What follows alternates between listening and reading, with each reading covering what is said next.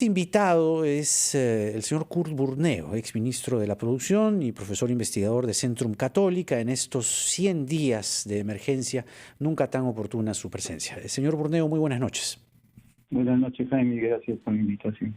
A ver, hay mucho que mirar, pero vamos desde lo simple, aunque lo simple sea perturbador.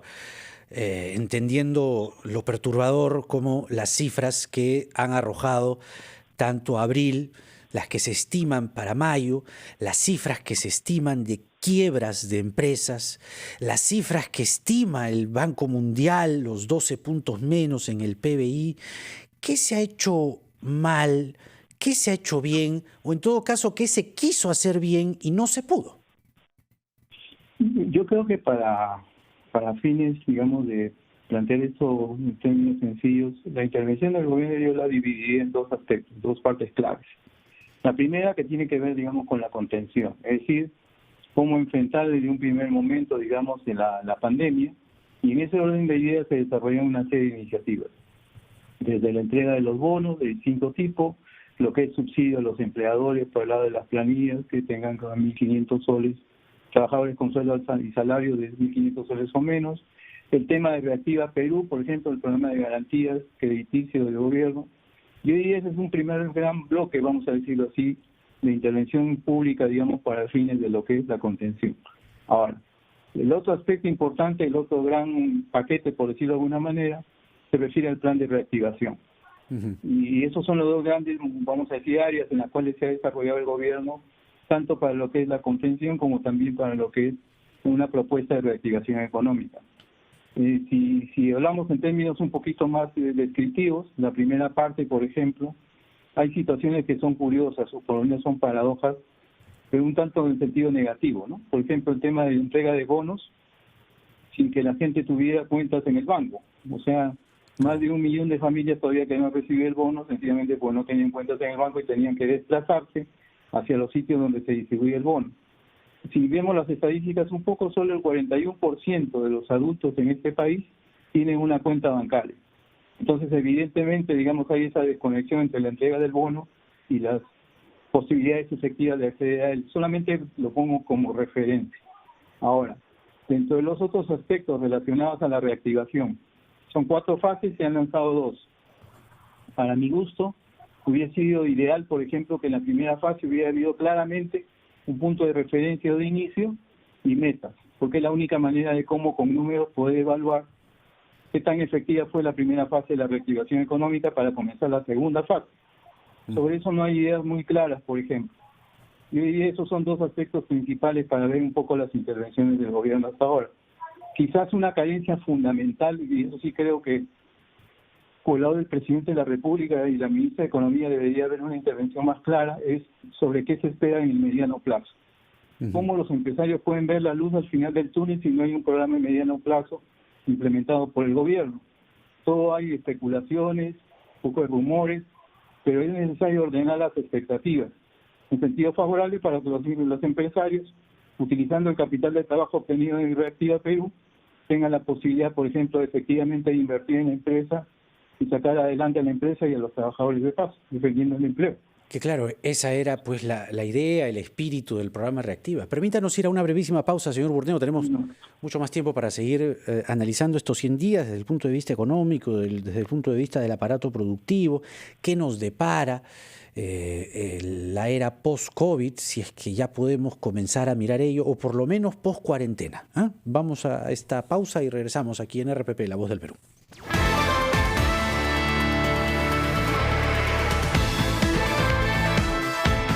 Conversando con el exministro Kurt Burneo y estamos conversando sobre estos 100 días desde el punto de vista económico, desde el punto de vista productivo.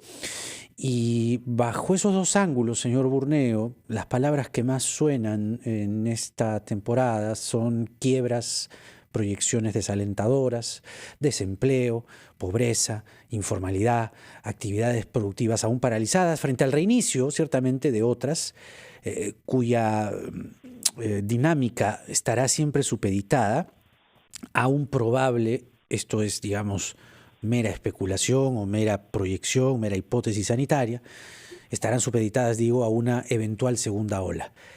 ¿Hay algo positivo? ¿Por dónde mirar esto?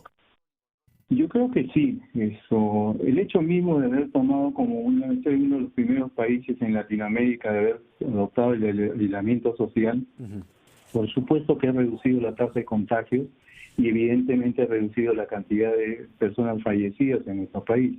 O sea, eso está fuera de toda discusión, pero el punto es que se hable como una especie de dilema, ¿no? Y tiene que ver con lo siguiente. Cuanto más extendida esté la cuarentena, a más extensión de la cuarentena, más afectación económica hay de por medio.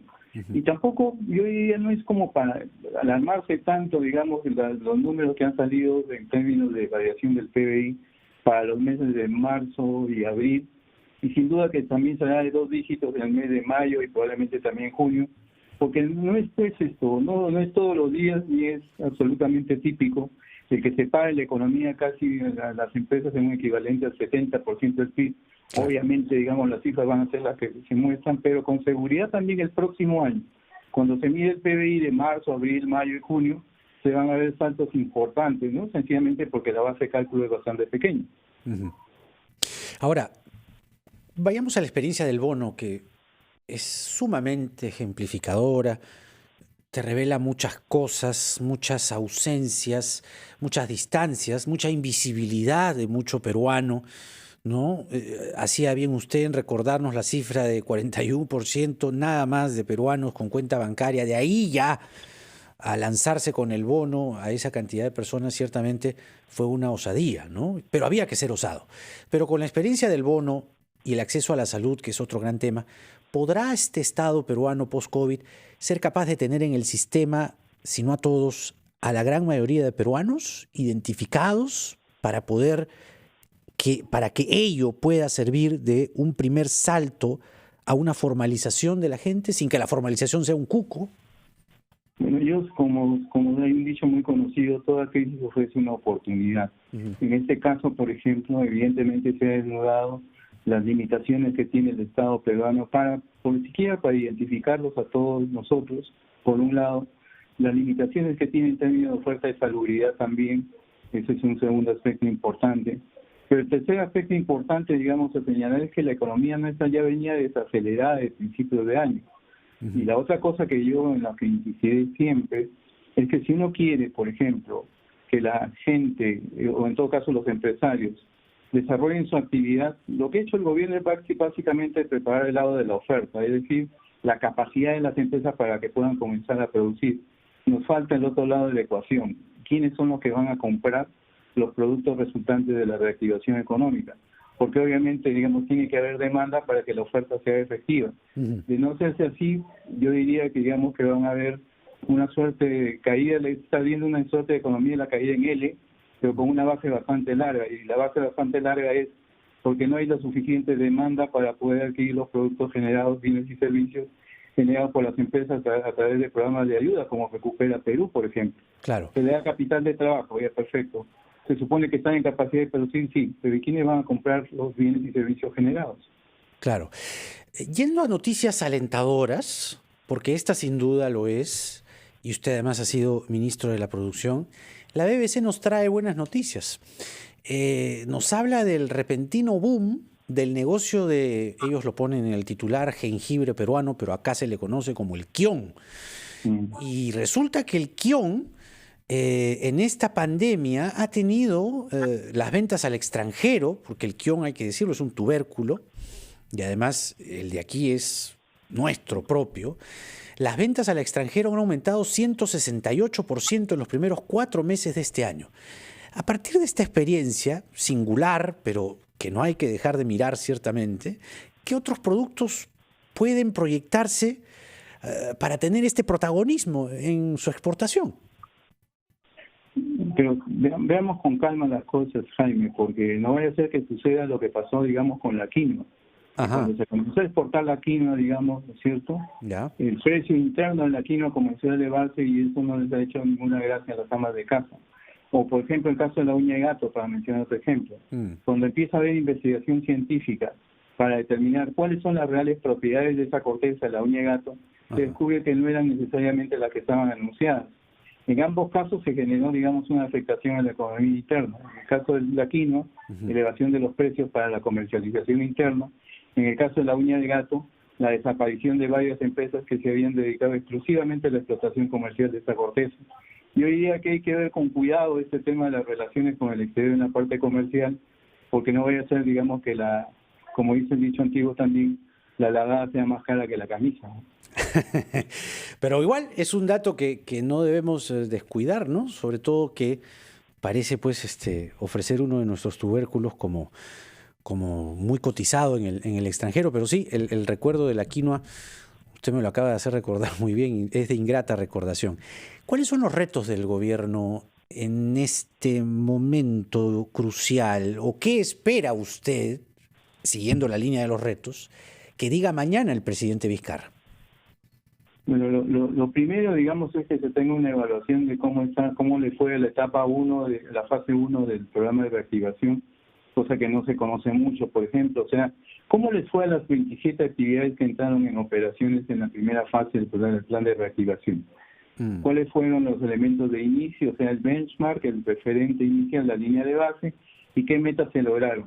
Yo creo que esa es una oportunidad inmensa como para que la gente sienta de que hay métrica, que hay medición, digamos, de lo que está haciendo el gobierno. La segunda fase ya está iniciada, muy bien. ¿Cuál es la línea de base de estas actividades y cuál es la línea de llegada?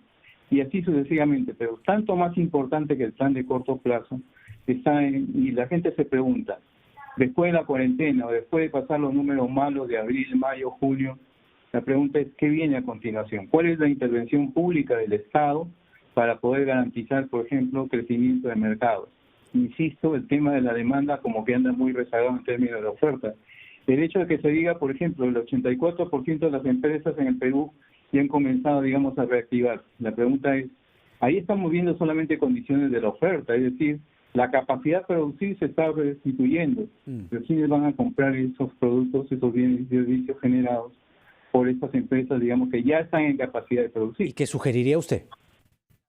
Y mucho más a fondo con el tema de los subsidios, clarificar esto me parece fundamental, focalizarlo mejor. Está claro que el SISFO, el sistema de focalización de hogares, no tenía la data adecuadamente actualizada. Tenemos que desarrollar formas también, no pensando solamente en la inversión pública, porque la inversión pública explica solamente el 5% del PIB. El 20% viene en la inversión privada. Entonces yo creo que esquemas, por ejemplo, como las APPs, por ejemplo, podrían ser una forma interesante de cómo incorporar en el proceso de inversión al sector privado, pero eso implica también ordenar expectativas.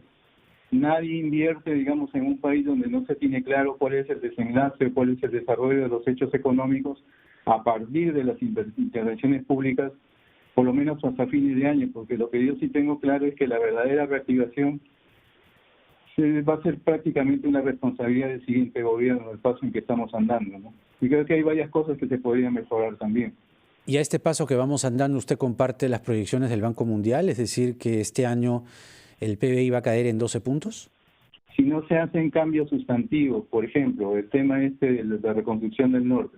Han pasado los años y no se avanzó mucho. Ahora se ha hecho un contrato de gobierno a gobierno para que pueda, digamos, desarrollarse el programa. Pero la pregunta es, fuera de con quién se está haciendo la alianza o quién se va a encargar del trabajo, la pregunta del millón es, ¿qué estamos haciendo, por ejemplo, para reformar los procesos que tienen que ver, por ejemplo, con los concursos, las licitaciones y los procesos, por ejemplo, de evaluación de los expedientes técnicos?